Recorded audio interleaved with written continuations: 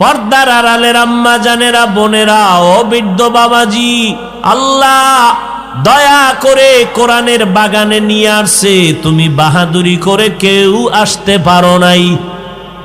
কে আনছে?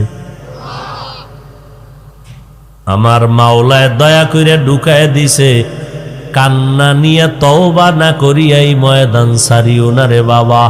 মাওলার কাছে দিলটারে ফিরায় দাও আর আল্লাহরে বলো, আল্লাহ এই ময়দানে তো অবশ্যই তোমার রহমত আসতেছে, কারণ আমার আল্লাহ কয়, ও ফেরেশতারা জানায় দাও এই ময়দানে যারা বসছে সব গুনাহগুলো আমি মাফ করে দিলাম।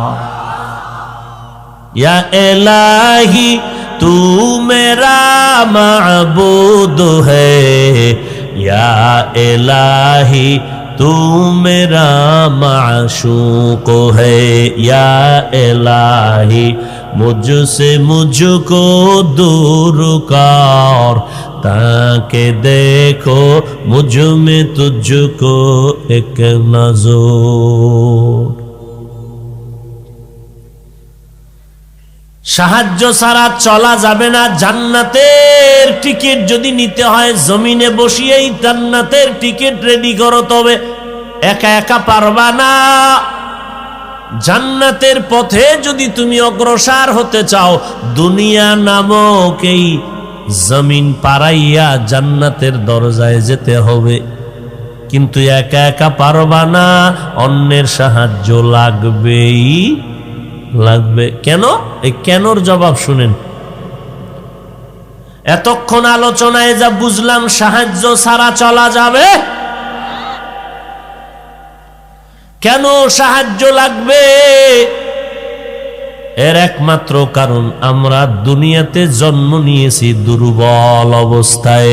ওয়া খুলিকাল ইনসানু যাঈফা।